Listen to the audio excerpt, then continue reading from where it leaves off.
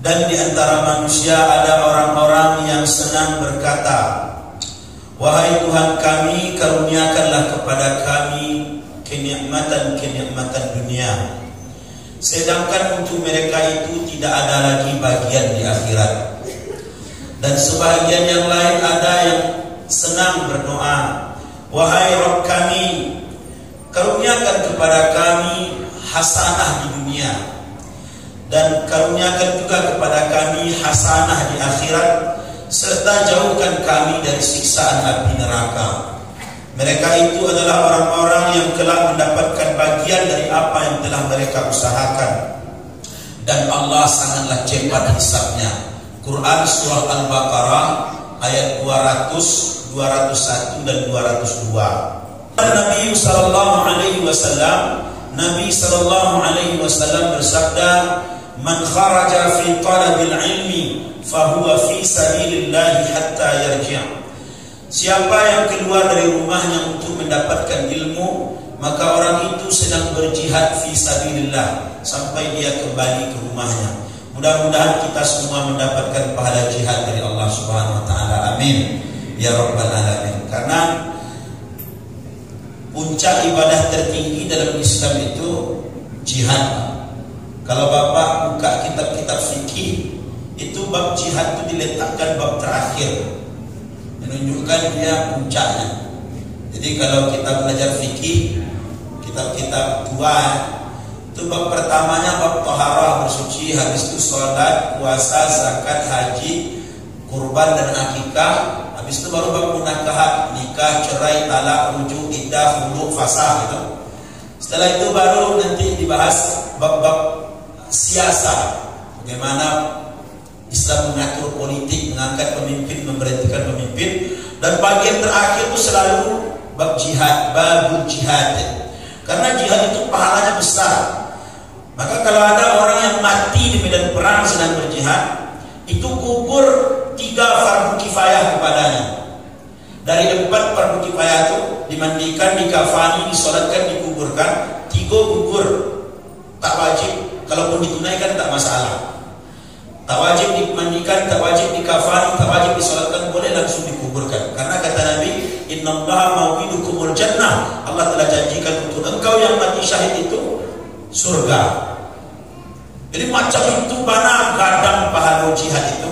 Tapi ada satu amalan, orang itu tidak pernah angkat senjata di medan perang, tidak pernah ikut berperang, tapi dapat pahala jihad. Siapa yang keluar dari rumahnya untuk mencari ilmu, maka duduk dalam majelis ilmu itu besar pahalanya, setara dengan pahala jihad. Bapak Ibu hadirin dimuliakan Allah Subhanahu wa taala, terdapat dalam surah Al-Baqarah ayat 200 bagian akhirnya, kemudian 201 dan 202. Ayat itu menggambarkan 2 kelompok manusia. Ada manusia itu yang berfokus kepada dunia, ada manusia itu yang fokusnya kepada akhirat tanpa mengabaikan dunia. Jadi memang Allah sudah ceritakan dalam Al-Quran, ada orang yang memang kalau setiap kalinya berdoa meminta dunia saja. Coba cek doa kita tadi habis Isya. Jangan-jangan dari semua doa yang kita ucapkan tadi itu doa dunia saja. Sehatkan badan, murahkan rezeki, naikkan pangkat, sukseskan anak-anak, cairkan THR. Contoh dunia. Coba jujur kita, ada nggak tadi habis Isya tadi kita berdoa, ya Allah kekalkan hidayah dalam hatiku, ya Allah tanamkan lezatnya ibadah dalam diriku, ya Allah cabut kenikmatan maksiat dari hati. Jadi ada manusia itu yang fokusnya dunia saja. Dan kata Allah, orang yang fokus dengan dunia itu, wa ma lahu fil akhirati min khalaq. Nanti di akhirat dia tak dapat lagi bagian. Tapi permintaan dari dunia itu Allah agih selalu.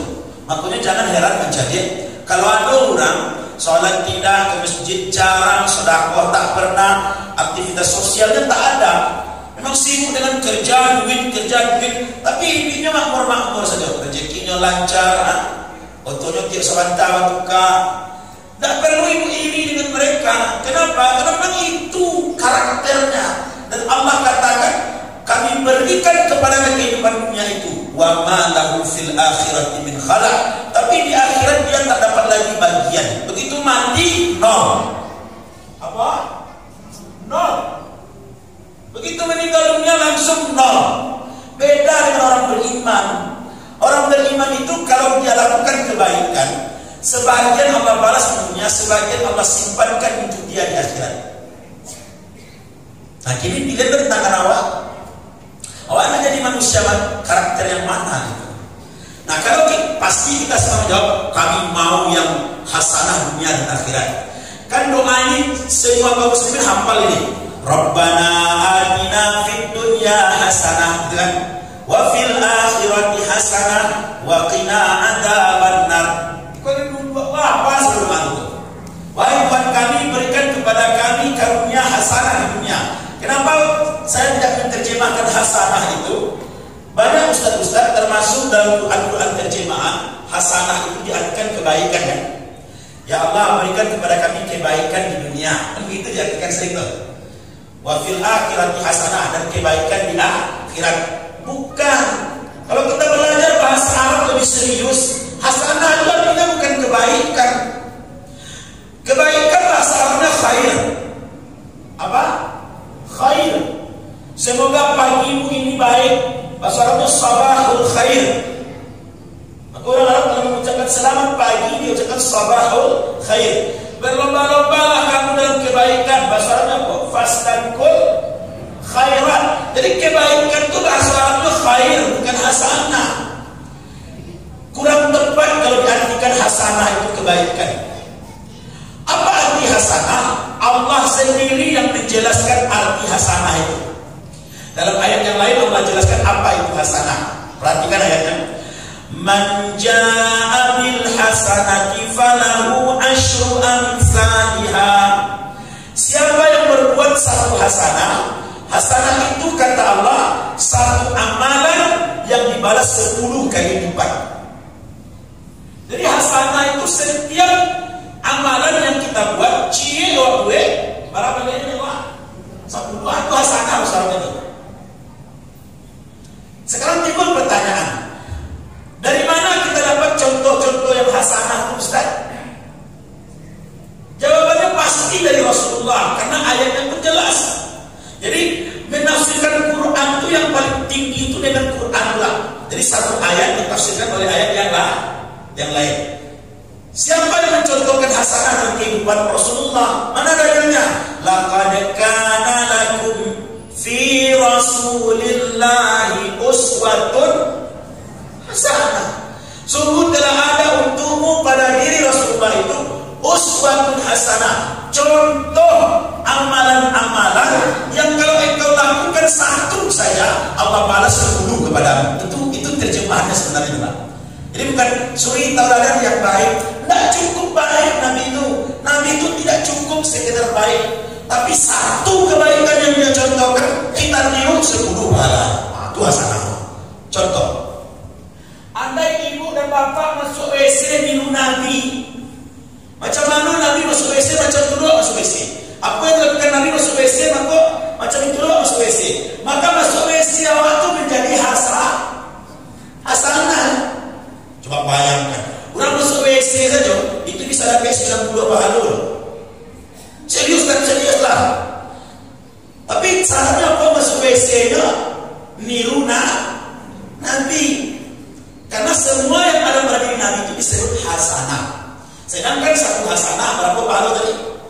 10. Contoh, masuk WC Pak, pertama Pak langkah kaki kiri. Siapa yang contohkan? Nabi. Berarti awal melakukan satu hasanah, contoh satu perbuatan Nabi. Dapat 10 pahala untuk langkah kaki kiri dulu. Lalu baca doa masuk WC. Allahumma inni a'udzubika minal khubuthi wal khaba'is. Nah, berapa hasanah? Dua. Doa apa siapa yang contohkan? Rasulullah.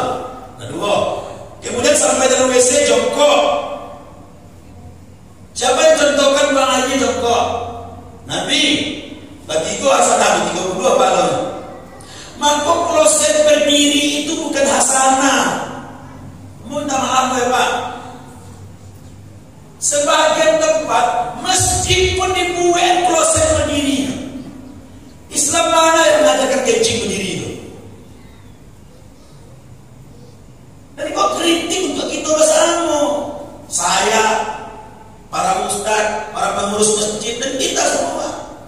Islam mana memulai kejabat tangan itu? Tapi hari ini bukan hanya di hotel-hotel, bukan hanya di gedung-gedung, di masjid dibuat sampai kencing berdiri itu. Gimana umat ini mau amalkan sunnah Nabi itu? Ya tak ada. Dia tega benar benar menyeskan nampak tega apa? Jadi hasanah itu mencontoh Nabi. Satu ekor contoh 10 pahala. Duduk dia jongkok sudah 4 hasanah. Berapa pahala? Sudah 40. Kemudian ketika dia buang BAB atau BAK itu dia istibra. Istibra itu mendehem. Diajar bersuaranya. Itu sunnah Nabi istibra dalam fikih. Supaya sempurna keluarnya. Nah harus cuci suara. Begitu taganya netes dari aku karena ada istibra Pak. Maka bapak kalau kencing istibra. Lalu ibu hasanah berapa pahala?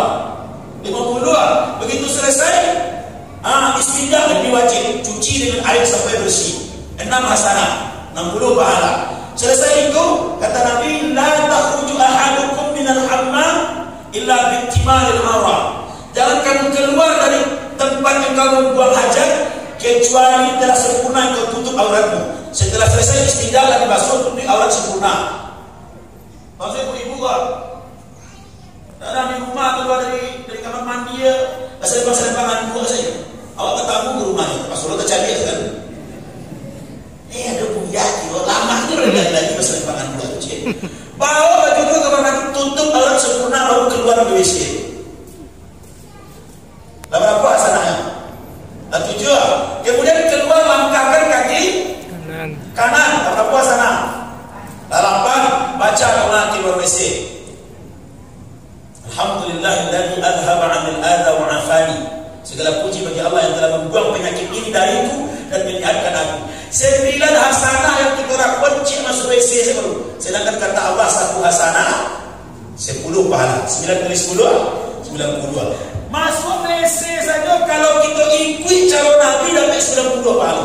Bayangkan kalau sehari 10 kali pergi WC. Berapa sehari? 9 kali pahala masuk WC baru. Kali 60 tahun. Baru dah masuk serupa Pak dengan WC itu. Besok di akhirat mereka berkata, ikra kita maka baca catatan amalmu. Begitu dibaca tu, WC.